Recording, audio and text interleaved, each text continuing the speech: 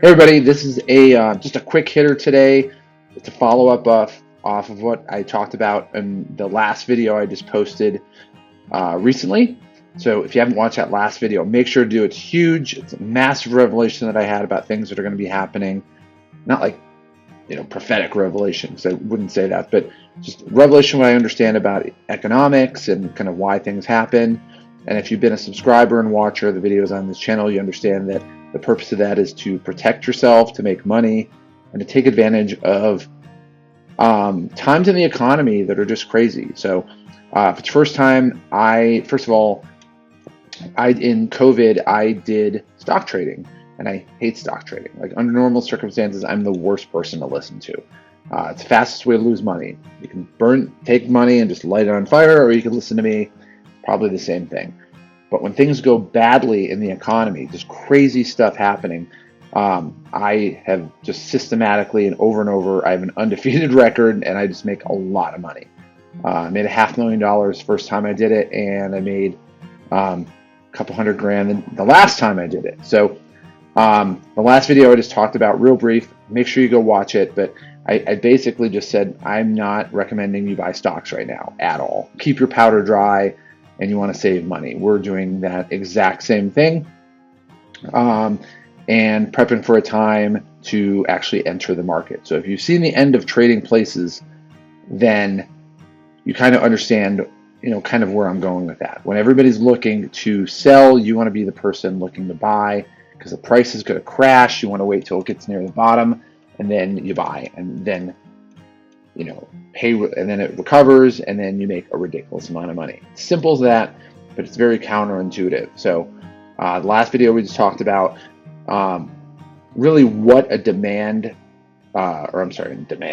what a supply recession is, and kind of what's going on and how the government's about screwed up. Well, I just read an article right now, I mean literally right now, and it kind of is a follow-up on that. So I still recommend hit pause, go watch this other video, go watch my prior video about my dad was wrong. You'll see it on there, and then come back. But if you just want the quick hitter, you watch the video before, then we'll just get into it real quick. So anyway, so I was reading this article today, and anything about economics and things that are happening, in the financial world, big picture financial stuff, not like the nerdy, wonky financial stuff, I'm definitely into. And so I read this article, and I'm going to read just this quick hitter to you and talk about why it's super important. It says President Biden is reportedly, and it said in quotes, pressed, unquote, his team to prepare for the possibility of an economic crash similar to the one he experienced in 2008. Now, don't go digging your bunker and hiding away yet. That's a great beginning of a headline. It begins to scare everybody. But the next paragraph says, Biden was scarred, in quotes, by the historical economic troubles that occurred during his stint as VP. And that's going back to 2007 and 2008.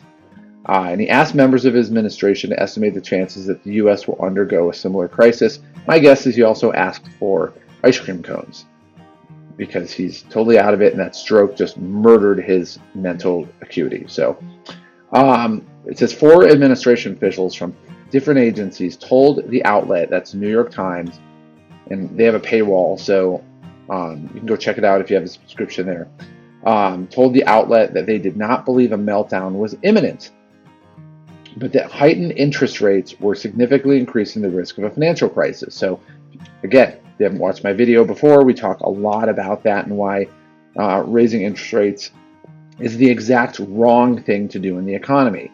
Well, that's phase 1. We're going to talk about phase 2 today. The next paragraph says Biden has hosted several meetings in recent weeks focused primarily on discussing emerging economic issues around the world, with particular interest in ice cream. In recent events in Britain. And so it goes on to talk about, kind of what Britain's doing right now. And Britain's a smaller country, and they're just taking these dramatic steps to basically just inject a ridiculous amount of money in their economy, and it's just going to make inflation go through the roof in Britain. So anyway, it says the administration officials believe the odds of a British-style crisis are unlikely due to the different structures of the two countries, and their economies. But there are concerns amongst officials that potential collapse would be devastating. Well, duh, I mean, collapse would be devastating, the New York Times reported.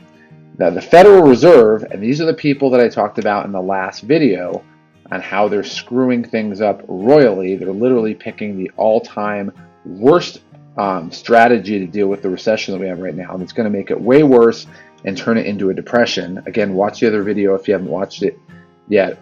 The Federal Reserve has been raising interest rates in its effort to combat inflation, which again, I'm not going to rehash it. It's in the other video, but it actually is kind of like, I'm going to pour gasoline on a fire to put it out because it's a liquid. Stupid. I mean, that's literally what they're doing. But they said if markets were to collapse, and I'm reading, this is a quote, if markets were to collapse, it would be forced to work at cross purposes, and I'll translate that for you in a sec, cross purposes with this policy by purchasing a large amount of treasury bonds, which would introduce more cash into the U.S. economy.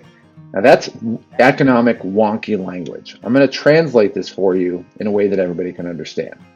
Federal Reserve, literally the people that print dollar bills, have been raising interest rates, which we all heard about in the last, 5 months or so, in an effort to combat inflation. And the idea behind it, according to them, is that if we raise interest rates, it's going to get people to stop spending, lower demand, and then it's going to lower inflation. Again, horrible idea. It's not going to work. It's actually going to make things much worse.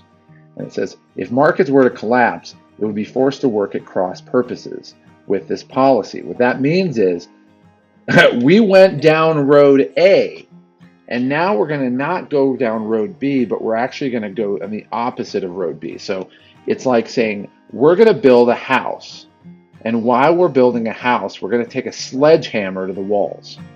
And every time we build a wall, we're going to kick it. We're going to hit it with a sledgehammer.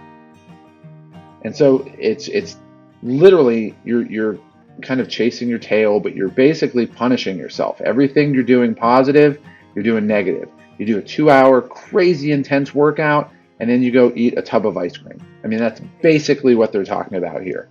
And it says they would work cross purposes with this policy by purchasing a large amounts of treasury bonds, which would introduce more cash in the economy. Well, take that last sentence. Purchasing a large amount of treasury bonds, introduce more money in the economy. The dictionary definition of inflation is an increase in the money supply. And I'm not going to get into anything more technical than that, but basically think about it like this. If you have a company and it's worth $1 million and you have 1 million shares, well, every share is worth $1. But then if all of a sudden you say, well, I'm going to introduce more shares and we're going to introduce 2 million shares, which by the way happened in The Social Network. So that's one of the plot lines there. Then you have 3 million shares and it's worth $1 million because you didn't increase the value, you just increased the number of shares. Now your share is only worth 33 cents. And that's basically what inflation is. So what they're saying is, hey, we're going to crush inflation. We're going to basically raise interest rates, and it's going to knock down inflation. But then if it gets worse, which by the way is exactly what I'm predicting in my last video. Again, I've said in my last video a number of times, so I'll try to cut off with that. But you really need to watch the last video. If things actually collapse, then the only thing they have left to do is to print more money. And really it's borrowing. So it's like taking your credit card and running a cash advance at the bank. Well, they've been raising the interest rate on that credit card forever. So the more money you print at the higher interest rate, it's going to just absolutely make everything spiral out of control. So anyway, so it's in the New York Times. You can also see it on the Daily Caller, but it's an article I saw in there. And the reason I wanted to bring it to you guys is to tell you, honestly, you need to keep your powder dry. If you have stocks and you want to sell them, fine. If it's a loss, this is not an accounting thing, but take the loss, take the tax write-off or whatever. More than anything, do not invest any more money in the economy at all, period. We have our monies in CDs, we're not touching it, and then I'm keeping them in very short-term CDs, probably no more than 3 months at a time, because rates are going to go up and up and up. So, but they're talking about that. And anyway, the whole point of this article was stating that they've had this really idea of how do we get inflation. They think it's the right idea. Everything that you can ever learn about economics tells you it's the exact worst idea to do, and it's going to make things way, way, way worse and create a depression instead of a recession. And now they're like, wait a minute, the market might collapse. Well, duh, that's the whole point of my last video. And they're like, well, if the market collapses, we got to print more money, and that's just going to make everything we did completely meaningless. And we're going to, we built all these nice walls in this building, and now we're just going to have to take the wrecking ball and just destroy it. And then we're going to build it, and then we're going to destroy it. And then we're going to rebuild it, and they're going to destroy it. That's the morons that are running things, guys. Keep your powder dry, and stay close to this video, this channel. If you haven't subscribed already, please make sure you do, because I'm sure I'm going to have a lot more videos like this coming out and give you some ideas on what exactly you should do going forward. Deuces. To get more information on the sales cheat code, go ahead and click on the subscribe button below. Also, down below in the video description, down there, there's a link that takes you to our website that gives you additional content, some additional freebies that we have, and gives you information on some programs that we have that have been proven to help people to make sales easy so that you can make the kind of money you want, live the lifestyle that you've always wanted, and not have to struggle in the process. And what might be the coolest thing of all is you don't have to put much effort into it. It truly is a cheat code that most people don't know about. And it's a cheat code that can change your life today. So click on the link below and let me help you start to experience these results starting right now.